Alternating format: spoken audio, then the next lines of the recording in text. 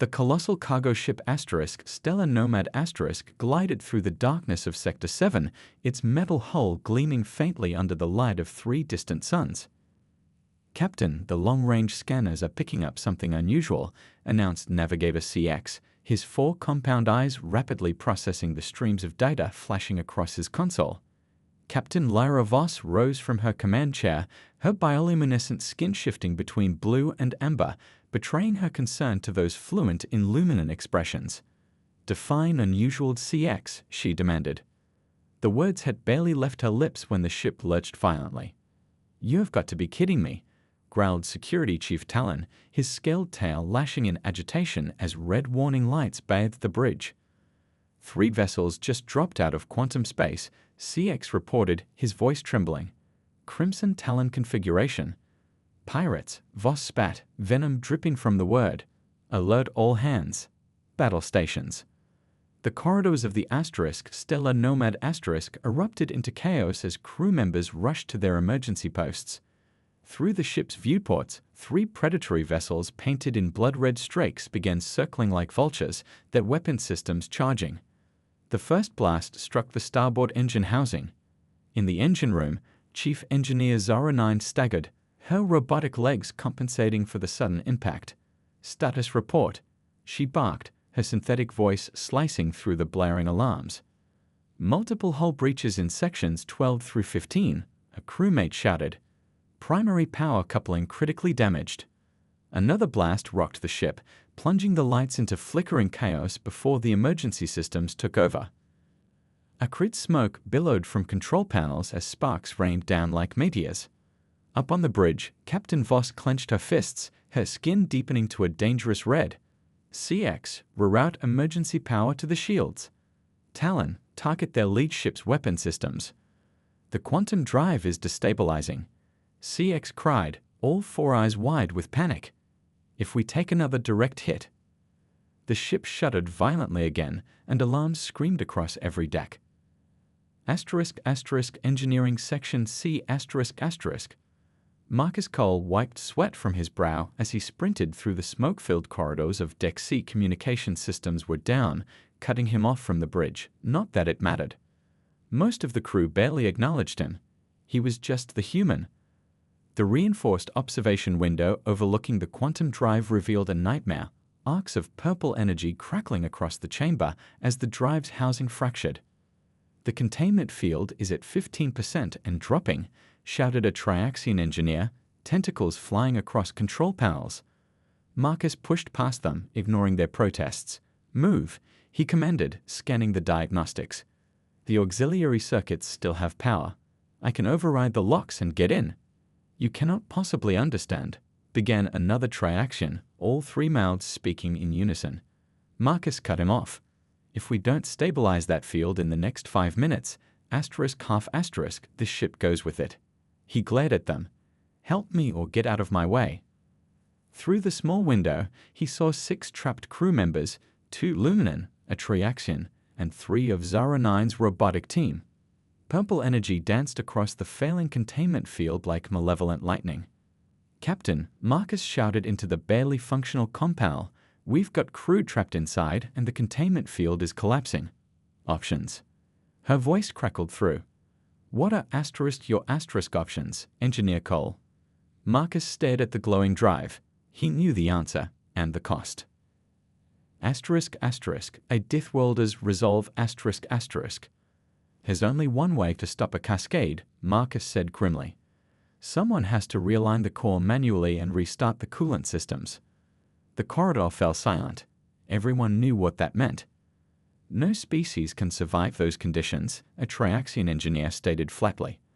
Marcus stepped toward the sealed door. "A human might." The murmurs of disbelief were almost drowned out by another surge from the quantum drive. "Captain," Marcus said, removing his jacket and grabbing a maintenance panel to use as a makeshift shield. "I'm going in. If I'm not back in 8 minutes, evacuate the deck." "Cole," Voss began. He cut her off. "Just trust me for once." As the emergency release hissed open, a blast of superheated air rushed out, scorching the nearby walls. The crew behind him fell silent as Marcus stepped into hell. The heat hit him like a sledgehammer. His boots stuck to the melting floor, and the maintenance panel glowed red-hot in his hands as he pushed forward. Containment at 8%. Zora 9's voice crackled. 4 minutes to cascade failure. Through the observation window, the trapped crew watched in stunned silence. Even the mighty Kray's security officers, with their enhanced armor, had failed to survive the conditions. But Marcus, fragile, underestimated Marcus, kept moving. His skin blistered, his breath seared his lungs, and his vision blurred. Still, his fingers flew across the manual controls. "Captain," he croaked into his comm, "the pirates are still in formation, right?" "Yes, but what?" "Perfect. I'm redirecting the cascade." "Toward asterisk them asterisk?" "Where else?" Asterisk asterisk. The turning point asterisk asterisk. The quantum drive pulsed violently as Marcus rerouted power, reversing the energy flow. Purple arcs surged outward, latching onto the pirate vessels. 30 seconds. Zora 9 warned. Marcus slammed the final override. Supercooled vapor burst from the floor panels, stabilizing the drive just enough to prevent a catastrophic breach. The pirates weren't so lucky. Through the external cameras, the crew watched as their ships disintegrated in a spectacular explosion, consumed by the redirected cascade. Marcus collapsed, his skin burned and his body radiating heat. Rescue teams swarmed in, led by Captain Voss herself, but bioluminescent skin flashing with emotions Marcus couldn't read. As they lifted him onto a stretcher, he managed a weak smile. "Told you, humans aren't so fragile." Then darkness claimed him. The medical bay felt eerily quiet despite the bustle around Marcus Cole. Captain Lyra Voss stood stiffly by the observation window, her bioluminescent skin cycling through uneasy hues of blue and amber. She hated feeling powerless, yet that was exactly how she felt now. Behind her, the bridge crew had assembled, murmuring in subdued tones. Even Talon, the usually unflappable security chief, was silent. Dr. Rexon's forearms moved with frantic precision over Marcus's unconscious form, injecting stabilizers, adjusting monitors, and applying patches that glowed faintly as they worked to repair his radiation-ravaged cells. Every scan told the same grim story. Marcus's human biology, while hardy, was no match for the deadly cocktail of heat and radiation he had endured. Yet there was something unnervingly determined about the human's vitals. They refused to flatline. This shouldn't even be possible," Rexon muttered, his 3 eyes darting between data screens. "His internal systems are compensating for cellular decay in ways I've never seen before. It's as though his body is rewriting itself on the fly." "What does that mean?" Lyra asked, her voice low, as though afraid to disrupt the tenuous balance in the room. "It means," Rexon replied, "that either Marcus Cole is the luckiest human alive, or the unluckiest. His body is fighting to survive, but I can't promise it will last." Lyra pressed her palms against the cold glass. She watched Marcus's chest rise and fall in uneven jerks, his sweat-soaked face a mask of pain even in unconsciousness. He had done the impossible, saved them all when every other species would have failed. Yet it wasn't just the sacrifice that lingered in her thoughts. It was the look in his eyes before he'd stepped into the quantum drive chamber. A look that said he had made peace with what he was about to do, not because he thought he would succeed, but because no one else could. The ship shuddered slightly, jolting her out of her thoughts. She turned to CX, her navigator, who was pacing just outside the medbay door. His 4 compound eyes flickered nervously as he clutched a data pad. "Report," she commanded, her tone sharper than intended. "Structural damage is worse than initial scans indicated," CX said, his voice rapid. "The pirates' final volley before their destruction caused microfractures throughout the hull. Repairs will take days, maybe longer. We're running on auxiliary power, and the main reactor is offline. If another hostile vessel were to—" "Enough," Lyra interrupted, holding up a hand. "We'll handle it. Focus on keeping us operational for now." CX hesitated, then nodded and scuttled off. Lyra turned back to the others. Talon's tail flicked irritably, a sure sign he was working through something in his mind. "Out with it, Talon," she said. The security chief crossed his arms, his scaled brow furrowing. "It doesn't sit right with me, Captain. Pirates in this sector. That configuration. It's too organized, too deliberate. They weren't just opportunists. They were waiting for us. Lyra's stomach tightened. She had been thinking the same thing but hadn't wanted to say it aloud. Sector 7 was remote, largely uncharted. The Stellar Nomad's mission was simple: deliver vital supplies to the frontier colonies while mapping potential hazards along the way. It wasn't supposed to be dangerous, certainly not dangerous enough to draw the attention of pirates. "Are you suggesting this was a coordinated attack?" she asked. Talon's tail flicked again. "It feels that way, and there's more. Before the pirates fired their last volley, our scanners picked up something strange." "Define strange," Lyra said, echoing her earlier question. She regretted it instantly, the memory of the ship lurching violently still fresh in her mind. Talon tapped a few commands on a nearby console, pulling up a holographic display. It's a fragment of a signal we intercepted during the attack. It's encrypted, but the pattern is unusual, almost like it wasn't meant for us." Lyra frowned, stepping closer to the display. The signal was faint, distorted, and incomplete, but there was something oddly deliberate about its structure. "Have you run it through the ship's decryption matrix?" "Twice," Talon said. "No match in any known database. It's not pirate chatter, that's for sure." "Keep working on it," Lyra ordered. "I want to know what they were after." As Talon nodded and moved to leave, Lyra turned her attention back to the medical bay. Marcus was still motionless, his skin now pale and clammy. She had never considered what it would mean to have a human on board, not really. Like most other species, she had dismissed humanity as an anomaly, an upstart race from a harsh, chaotic world, barely scraping by on borrowed technology. But Marcus had proved her wrong. "Captain," came Zara 9's voice over the comm. "I think you need to see this." Lyra's jaw tightened. "On my way." She glanced one last time at Marcus, then headed for the engineering deck. The corridors were dim, lit only by emergency lighting. Crew members worked feverishly at damaged panels, their faces grim but determined. When Lyra arrived, she found Zara 9 surrounded by a trio of robotic assistants. The engineer's metallic frame glinted under the faint light, her synthetic eyes glowing faintly. "What is it?" Lyra asked, her voice curt. Zara gestured toward a console displaying a live feed of the quantum drive chamber. The once unstable core was now eerily calm, the purple energy that had threatened to destroy them entirely absent. "I've been monitoring the drive since the incident," Zara said. "Something isn't right. The quantum cascade wasn't just contained. It was redirected with surgical precision. More precision than should have been possible." Lyra frowned. "Are you saying Marcus didn't do it?" "No," Zara replied. "I'm saying he shouldn't have been able to. The system's failsafes were completely overridden, and yet the reconfiguration was flawless. Even with his modifications, the chances of success were astronomically low." "So how did he do it?" Lyra asked. Zara hesitated. "I don't think he did it alone. There's an external influence we're not accounting for." Lyra's pulse quickened. "Are you suggesting sabotage?" "Not sabotage," Zara said, her voice lowering. "Intervention."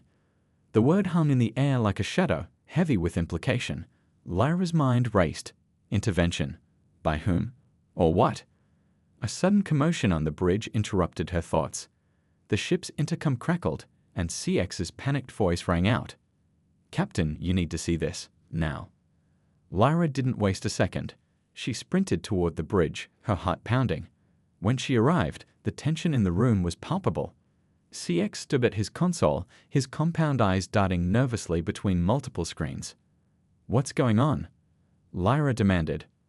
Long-range scanners picked up something, CX said, his voice trembling. He gestured to the main display. Lyra stared at the screen, her stomach sinking. A massive object loomed in the distance, half hidden in the shadows of Sector 7's uncharted expanse. It was unlike anything she had ever seen, a jagged obsidian structure that seemed to absorb light rather than reflect it. "What the hell is that?" she asked, her voice barely above a whisper.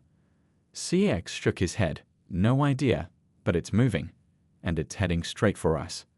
The bridge fell silent, the weight of the unknown pressing down on them. Lyra's mind raced, her instincts screaming at her to take action. But against what? The stellar nomad was barely holding together as it was, and whatever this thing was, it was far beyond anything they had encountered before. "Talon," she said, her voice steady despite the fear gnawing at her, "get every weapon we have online. Zara, I need the engines operational. Now." The crew snapped into action, their movements swift and precise. Lara stared at the approaching anomaly, a cold resolve settling over her. Whatever was out there, they would face it together, and they would survive. Because now she understood the lesson Marcus Cole had taught them all. Humanity didn't just endure, it fought. The object loomed closer, its dark, jagged surface a stark contrast to the faint starlight that surrounded it. On the bridge, every second felt like an eternity. Lyra's eyes stayed locked on the screen, her mind churning through possibilities. Was it a ship? A weapon? Something alive? The stellar nomad was in no condition for a confrontation, but there was no escaping whatever was coming. "Estimated time to contact?" she asked, her voice steady despite the tension in the air. 15 minutes, CX replied, his claws tapping nervously at the console. "Assuming its velocity remains constant." Lyra turned to Talon, who stood rigid by the weapons station. "Anything?" Talon shook his head. "No recognizable signatures. I've armed everything we've got, but against something this size, it's like throwing rocks at a hurricane." She nodded grimly. "We'll hold our fire until we know more." In the silence that followed, Zora-9's voice broke over the comm. "Captain, the engines are barely holding. I can give you some maneuverability, but not much, if this thing makes a hostile move." "I understand," Lyra said, cutting her off. "Do what you can." Zora's line went silent, leaving the bridge crew alone with their unease. Lyra's gaze swept the room, taking in the tense faces of her team. They had been through battles, breakdowns, and near disasters before, but this felt different. This wasn't a fight they could win with grit and determination alone. Her soft groan over the comm snapped her attention to the medical bay feed. Marcus, his vitals were still erratic, but he was stirring, his fingers twitching slightly against the blanket. "Dr. Rexon," she called into the comm. "Is he waking up?" "Possibly," Rexon replied, his voice cautious. "His neural activity is spiking, but I can't explain it. He shouldn't even be alive, much less." Before Rexon could finish, Marcus's body convulsed violently, and the medical monitors went wild. His heart rate skyrocketed, and the faint glow of the stabilization patches dimmed as if struggling to keep up. Rexon's assistants scrambled to restrain him, but Marcus's strength was unnatural, even for a human. "Captain," Rexon said urgently, "you might want to see this." Lyra exchanged a glance with Talon, then sprinted out of the bridge. She reached the med bay in moments, the sound of Marcus's thrashing echoing in the corridor. When she entered, Rexon was already injecting a sedative, but Marcus's eyes shot open before the needle could take effect. His gaze locked on Lyra, his irises glowing faintly, an unnatural, otherworldly light that made her freeze in her tracks. "Get back!" Rexon barked, but Marcus's hand shot out, gripping the doctor's wrist. His voice, hoarse but steady, cut through the chaos. "Don't, I'm fine." Rexon hesitated, then slowly withdrew the syringe. Marcus sat up with surprising ease, his breathing heavy but controlled. The glow in his eyes faded slightly, but a strange intensity remained. "Marcus," Lyra said cautiously, "you shouldn't be awake, let alone moving." "I don't have time to rest," he replied, his voice low. "It's coming." Lyra stiffened. "What's coming?" He swung his legs over the side of the bed, ignoring Rexon's protests. "That thing out there, it's not just a ship, it's a beacon." "A beacon?" Lyra echoed, her mind racing. "For what?" Marcus stood, his movements stiff but purposeful. "For something worse." "The pirates? The attack?" "They weren't random. Someone, or something, is orchestrating this. That object out there, it's a warning." Lyra's instincts told her to press for more, but before she could, the ship shuddered violently. The intercom crackled with CX's panicked voice. "Captain, the object, it's emitting a pulse. Energy levels are spiking." Lyra didn't wait for more. She turned to Marcus. "Can you make it to the bridge?" He nodded, his jaw set. "I'll manage." Together, they raced through the dimly lit corridors, the ship trembling with each passing second. By the time they reached the bridge, the object was on full display, its surface now alive with flickering patterns of light. It was as if it were trying to communicate or warn them. "Status?" Lyra demanded. "It's emitting some kind of signal," CX said, his voice trembling. "It's on a frequency we can't decode. And, Captain, it's projecting something toward us." "Define projecting," Lyra said, though she could already see what he meant. The object's surface shimmered, and a beam of light shot toward the stellar nomad. It wasn't an attack, at least not in the traditional sense. The light engulfed the ship, bathing the bridge in a soft, unearthly glow. "Shields are holding," Talon reported, his hands hovering over the weapon's controls. "But I don't like this." Marcus stepped forward, his expression grim. "It's scanning us." Lyra turned to him. "How do you know?" "Because I can feel it," he said, his voice tinged with something that could have been fear or understanding. "Whatever this thing is, it's not just looking for information. It's searching for something specific." Before Lyra could respond, the ship's lights flickered and a strange hum filled the air. The glow from the object intensified, and for a moment, the bridge crew was blinded. When the light faded, the object had vanished, leaving only the vast emptiness of space behind. "What just happened?" Zora's voice crackled over the comm. CX's claws flew over his console. "It's gone. No trace, no debris. Just gone." Lyra's mind reeled. The object's sudden disappearance left more questions than answers, and none of them felt comforting. She turned to Marcus, who was staring at the screen with a faraway look. "Marcus," she said carefully, "what aren't you telling us?" He hesitated, his hands clenched into fists at his sides. "I don't know everything," he admitted. "But I know this isn't over. That thing wasn't an enemy, it was a scout. And whatever it's looking for, it's not going to stop." Lyra's gut twisted. "And how do you know that?" Marcus met her gaze, his glowing eyes flickering faintly once more. "Because I think it's looking for me."